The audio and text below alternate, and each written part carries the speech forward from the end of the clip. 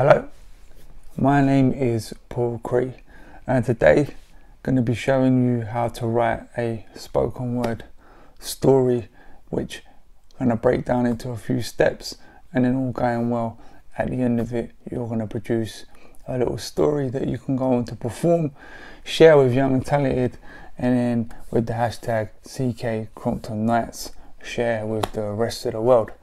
So before we get started, just a little bit, so me, I'm a spoken word artist, storyteller, rapper, theatre maker, beatboxer.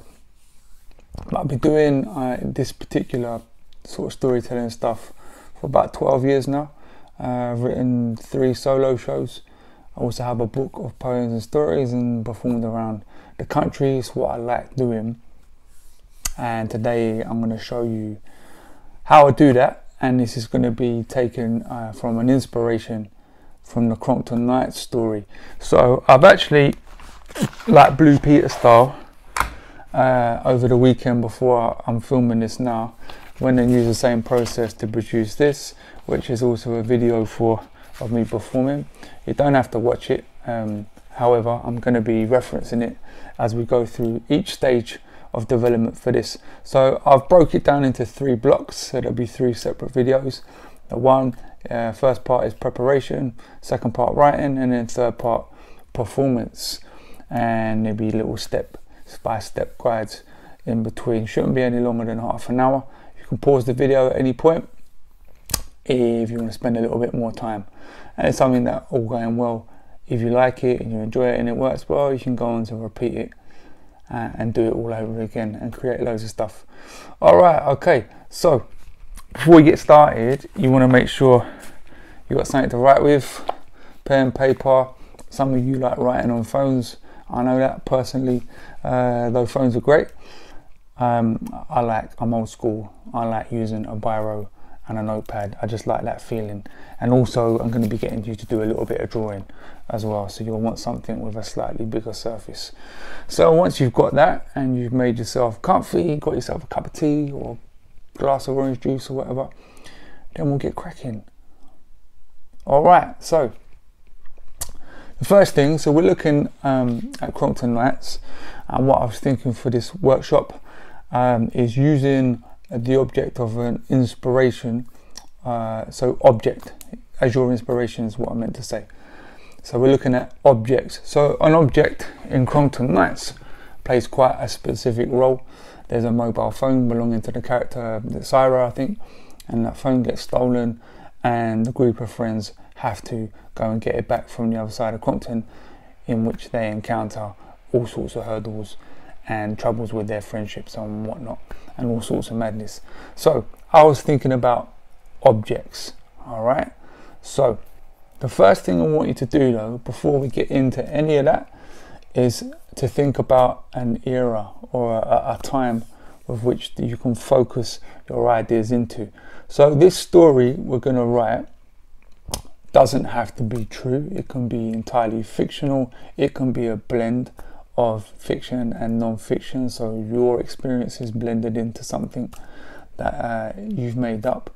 Personally, I tend to do what I call semi-autobiographical, so I'll use things that have actually happened or a mixture of things, and then I might change details, characters, places. I might change slightly few details in the story, and that way it allows me to take things in different directions, but ultimately maintaining the truth of my own experiences and my own voice. Alright, so no need to feel any pressure to write anything that's happened with exact detail. It can be what you want it to be.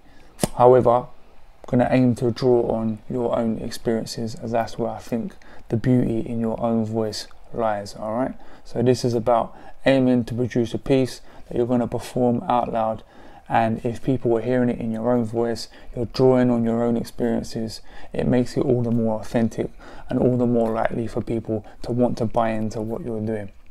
So we've got our pen, we've got our paper. The first thing I want you to do is to draw a little timeline. Now this is a very, very rough version here, so what I've essentially done is drawn this line, badly, not very straight, and drawn a couple of little dashes to indicate an era. So what you'll need to do is work out, firstly is what kind of area do you want to focus in on. Now for me, the piece that I've written, which I'm going to speak about, is based on a fountain pen that belonged to my little sister.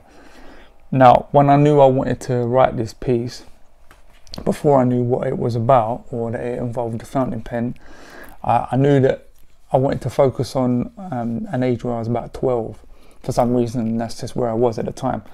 So however, this timeline I've used in lots of different exercises before, and how I would do it, I would suggest to you, is work out five blocks. It doesn't have to be 5, but I find 5 is a good number to work with, but you want it to be at least 3. So say if you're 12, you could pick, school's always a good way to measure these. You might want to pick like reception, year 3, year 5, SATs exams, first year of secondary school.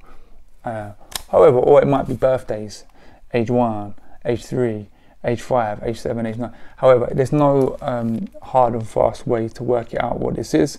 So what I want you to do is draw your timeline, work out an era, and maybe for each little dash that you've worked out, I want you to think about,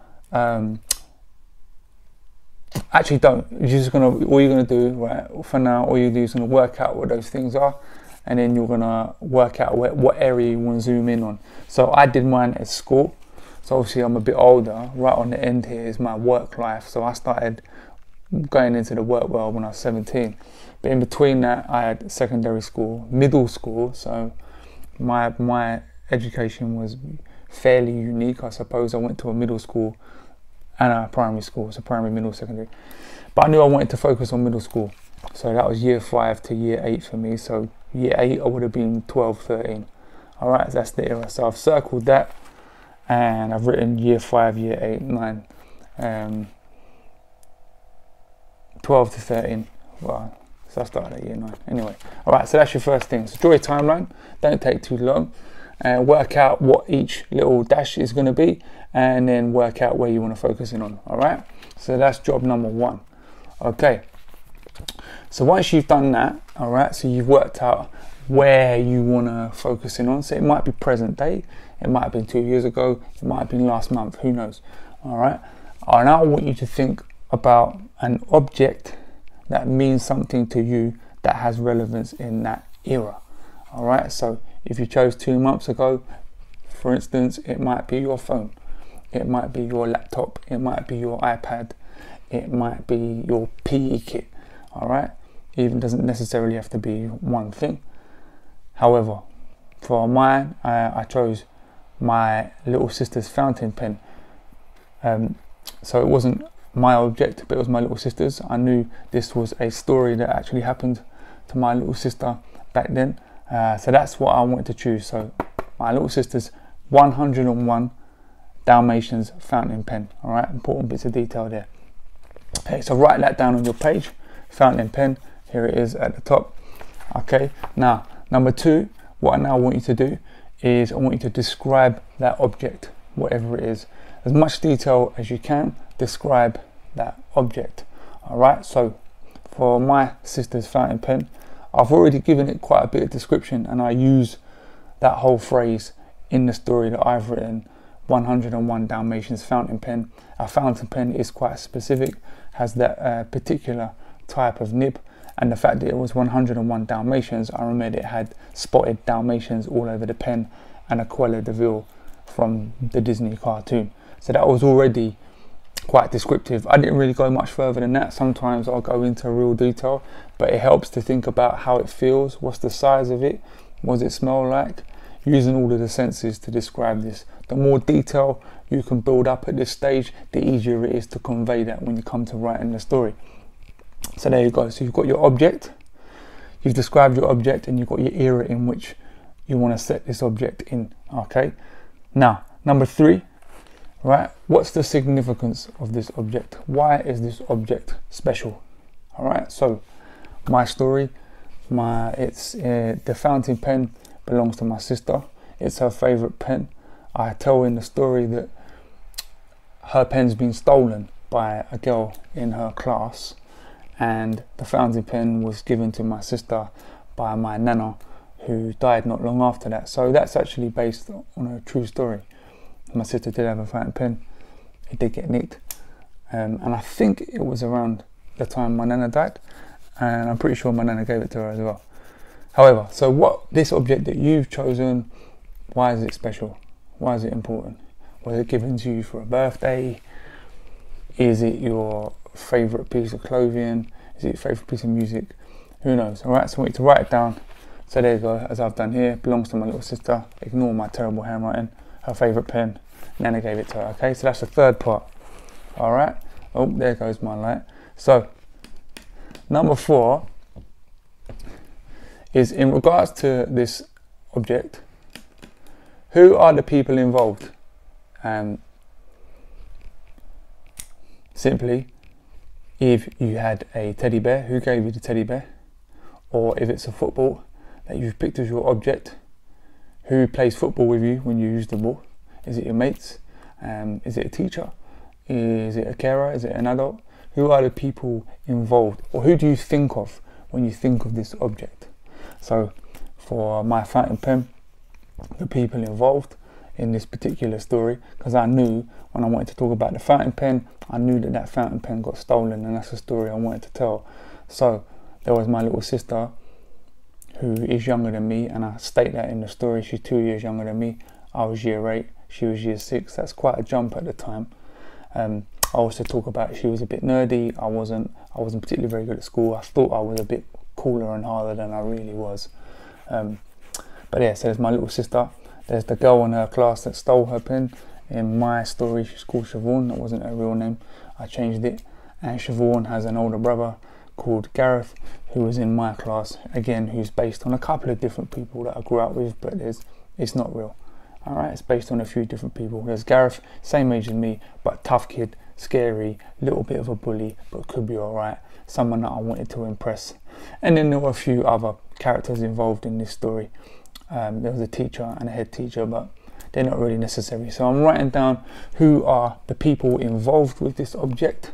So I already know what the story is in this case, but if you've not got a story yet, you've just got the object, I want you to think about who jumps out to you when you think about this object. Parents, friends, maybe even pets, something like that. And what is your relationship to those people? And last little bit you want to do is, can you describe them? What do they look like? What do they speak like? What's their characteristics? Okay, so there's your 3 things for step 4. We're almost getting there. This is almost the first part over. Okay, so you've got your object, you've got your time that you're setting it in, you've described the object, you've worked out why this object's important, and you've worked out who are the people involved with this object. So the last thing we're going to do for this section here, hopefully with this object and the fact that you've zoomed in on a particular era, you're starting to think about the settings and a story perhaps that may well be jumping out about this object. But before all of that, the last thing we're going to do in this section is work out a few locations. So what are the locations involved with this object? So when I say locations, if it was your mobile phone, you might be thinking about the bus. Maybe you like scrolling through your phone on the bus. If so, what bus is it? Is it the 12 bus? Is it the 159? Is it the 118? Whatever. Alright, so think about a location. It might be, if it's your teddy bear, it might be your bedroom. If it's a football, it might be the park, might be your driveway, might be the school playground. So try and think of as many different locations as you can involved with this object, or that are associated with this object. So again, with my story, with my sister's fountain pen, I start the story by recalling the conversation where she tells me that her fountain pen's been stolen, and that takes place in the living room at home. So I'll talk a little bit about the TV and the settee. I don't go into loads of detail, but in my head I can really see the living room. It helps again to write as much detail as you can. I knew that once my sister had told me that she'd lost the pen, or the pen had been stolen, that I had to go and get it back, and I had to go and ask this Gareth character to go and get the pen back for me. So I've written that to take place on the playground next to a fence that we normally hang around by. Alright, so I thought about school playground, fence, leaning against the fence, footballs flying everywhere, that kind of thing.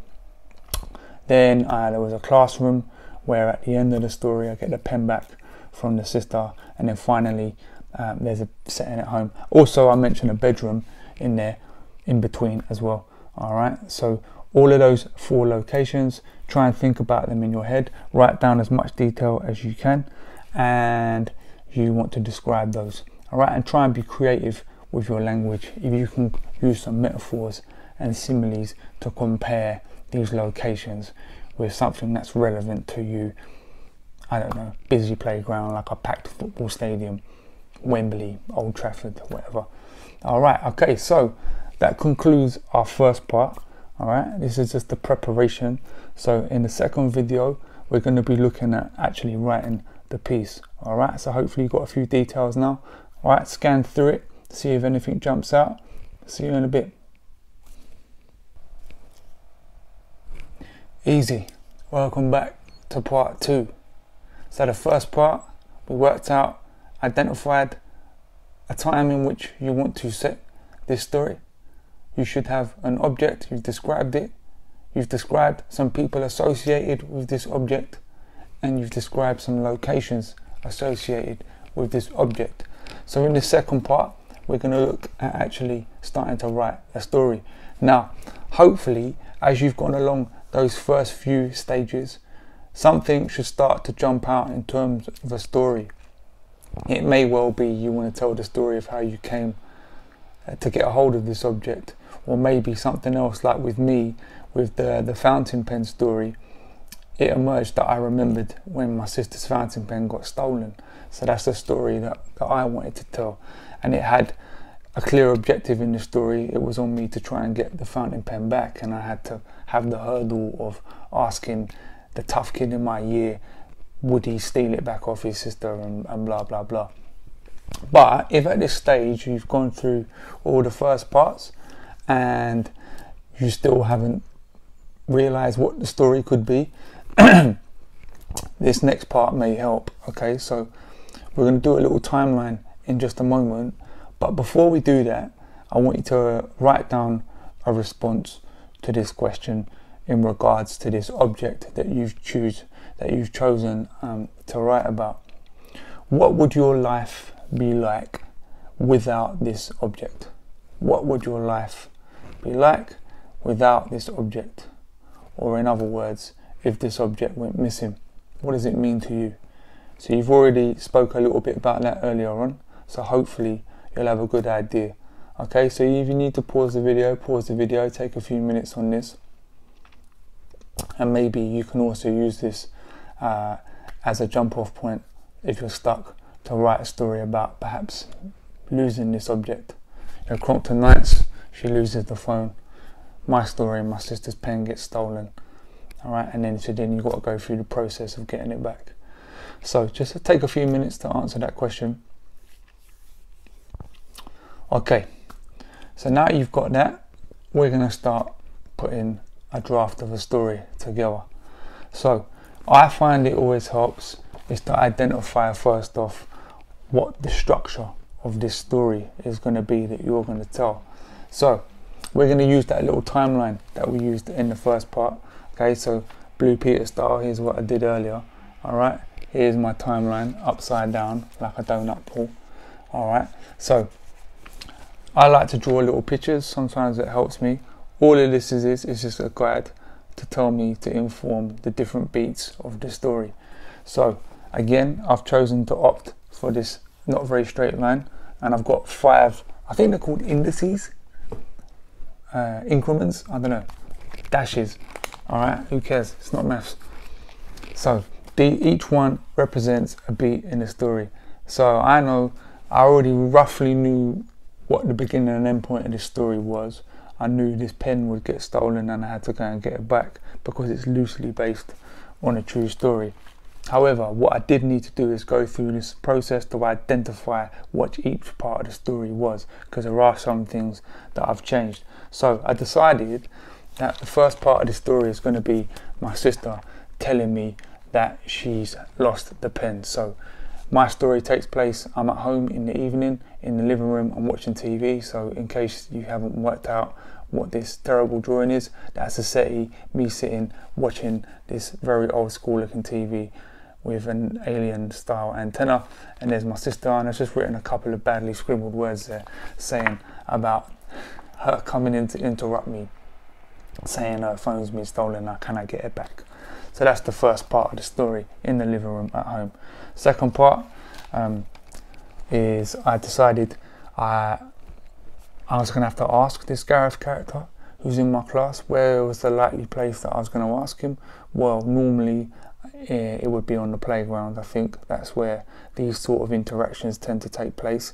And in the real story that I'm basing it on, I think it was the playground. I've got a vague memory where I asked a kid whose sister had taken my sister's pen, and it was on the playground. Alright, so I've written about this fence, and in my head I thought about the fence that used to be there on the playground in the middle school that I went to, and there's me hanging out on the fence, and it says ask Gareth. Alright, real simple. So home, school, ask Gareth. Right, next part of the story is me at home in my bedroom. That's a bed, believe it or not, and there's me playing a computer game, and that's where sister comes in to ask me, have I asked Gareth? And at this point, you know, I'm still having this character of making out to my sister I'm a bit tougher than I really am. So I'm like, yeah. Anyway, right, so the bedroom, and then the next day back on the playground again. So I've drawn the fence, but Gareth isn't there. So I decide at this point, hopefully Gareth's brought in the pen. He hasn't told me definitely whether or not the day before he's going to get the pen, so I'm kind of on tenterhooks. So there's me on the playground hoping that he's there, and it turns out he's not at school. And then the final scene is in the classroom. Teacher tells us Gareth's had to leave school for a family bereavement, a death in the family. He's had to go and he might not be coming back. However, the silver lining in the story that he did bring the fountain pen, and he gives it to the teacher, and the teacher gives it to me at the end of the day, and that takes place in the classroom. So there you go. That's my 5 beats, pretty simple. Living room at home, school playground, my bedroom at home, school playground, classroom, done. All right, so that's really the structure of the story. So take a few minutes, write that out. Good luck. Draw pictures. You don't have to draw pictures, simple words, it's entirely up to you, as long as you know you've got a skeleton in place. Okay, off you go. Alright, so now that you have your skeleton, we're going to have a go at writing our first draft. This is the fun part or the difficult part, depending what way you're inclined. So, a couple of things to mention here. When we're writing a first draft, alright, don't worry about what it looks like. Don't worry about whether it's messy. Don't expect it to be perfect, because it won't be. It's really important at this stage you just flesh it out. What we're going to do is going to go back and edit it afterwards. When I do this, I edit things several times before they even see the light of day. So don't worry, it's not going to be perfect, but you're just going to bash it out, right, start to finish, write the thing. Whilst you're doing this, couple things to bear in mind which are really important. We are writing these to speak, so as you're writing it, speak it back. As you're writing a new line or a new paragraph, speak it back. Keep going back to the start. Read all the way through to the point you've got to. Start to get your mouth, your tongue, all those muscles in your face to feel familiar with the words that you're writing, because you are going to speak these. This is also essentially your line learning process at the same time as your writing process. Also, as you put the words into your mouth, you might work out, oh, okay, this sentence doesn't quite feel right in my mouth, so you can edit and change as you go along. All right, so you're going to think that. And also, finally, last thing is think about who you want to tell this story. You're going to elaborate a little bit further into this in just a moment, but it's worth bearing in mind, who is this story aimed at? Who is your audience? And when I say audience, I don't necessarily mean people sat on a chair watching you on stage, or loads of people online watching your video. I'm talking about who in your head do you see yourself telling this story to. Quite often when I write something and I perform, I imagine me telling it to my mates, my friends that I grew up with who know me really well. And by doing that, I find I immediately embody a natural way of writing and speaking, which hopefully sounds a lot more like me when I'm just being normal, just talking. All right, so write out your first draft, pause the video, take 10 minutes, take however long you need, all right, get to the end, and then come back, and then we'll start redrafting. All right, good luck. Oh yeah, a couple of things, all right, or one thing. If you're stuck, all right, if you're stuck, it helps to set the scene at the beginning. Okay, so with my story, first line says, it's a Wednesday evening, I'm at home and at last I'm chilling. So I've told you the day of the week, I've told you the time of the day, I've told you where I am and what I'm doing, and that sets the scene. All right, puts you right into the moment. Also, perspective. Right, I've written this as if it's happening now. So first person perspective. You don't have to do that. You can write it as if you're telling it from now and looking into the past. It's entirely up to you, but I find the first person perspective allows an audience member to really jump into your story. All right, this is personal preference. Okay, off you go. All right, so hopefully now you will have had your first draft, and it might have been easy, might have been quick, who knows. So what we're going to do now, right, you're going to read it through to yourself at least 3 times.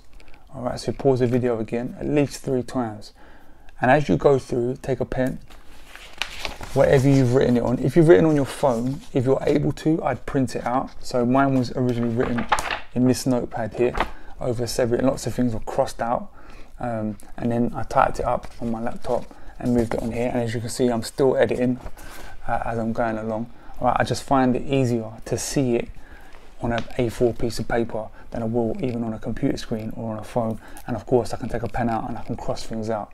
Okay, so you're going to read this at least 3 times, start to get your mouth around, maybe experiment with how you're delivering it. You want to settle on a nice naturalistic style, a style that's natural to you. All right, so get your pen, edit as you go along, keep doing that, keep doing that, keep doing that, and once you've done it at least 3 times and you've made a few edits, I'd go back and make those edits final. All right, so now you've done that, we're going to get to the last part, which is performing. Okay, so hopefully now you've got a nice edited written piece of material that you're going to perform, a nice story that you're going to tell in your own voice that you've created. Fictional, non-fictional, mixture of the both, doesn't matter.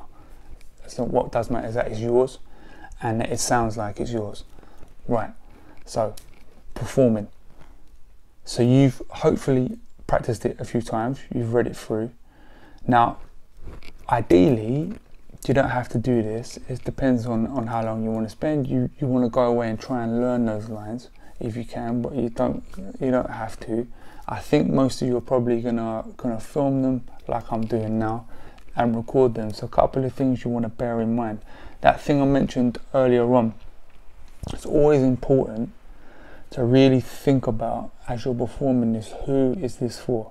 So as I said, I like to imagine in most cases that I'm talking to my mates, and that allows me to slip into a natural way of speaking which sounds like me. So in an audience hears what I'm doing or sees what I'm doing when I'm on stage, even though I am performing, it's a very close to me being my normal authentic self, which I think is really important because that allows people to buy into what you're doing. They're more likely to believe what you're doing if they think what you're doing is real.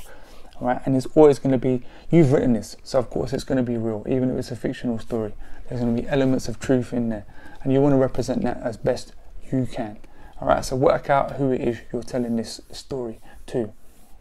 The next thing is your performance style. So you should know about projecting.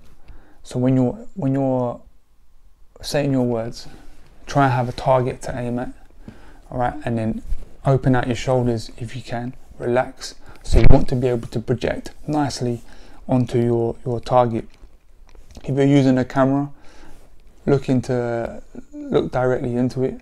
If you're like me and you like wearing hats, try and avoid having your head down.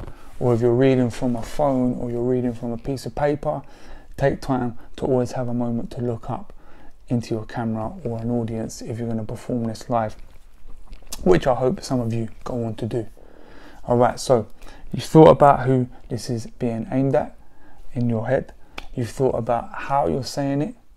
Then the last thing that you want to be thinking about is making sure that you're really thinking about the words you've written. So if you're telling a story, for instance, and it's in past tense, and you've written a scene where you're on the way to your cousin's house to retrieve your back wheel of your BMX that he's stolen, right? Really try and put yourself in that moment as you're telling it.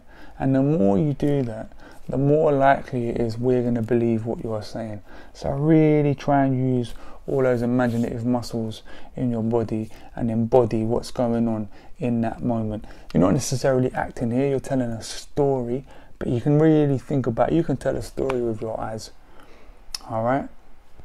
So really embody those words, practice a few times, and then once you've got it, pick yourself a nice quiet moment. Try and get your camera in a good position, nice little bit of light, press record, done mate. And if you're feeling up to it, tap up Young and Talented social media and use the hashtag CK Festival. I gave you the wrong one earlier, like a donut, right? I think I said something like CK Nights. CK Festival, share it with the Young and Talented community and the wider world. Let us see what your talents are. And if you've really liked it, you can do it all over again. Okay? Hope you've enjoyed it. I've had fun. Look forward to seeing what some of you do. Alright. Peace out.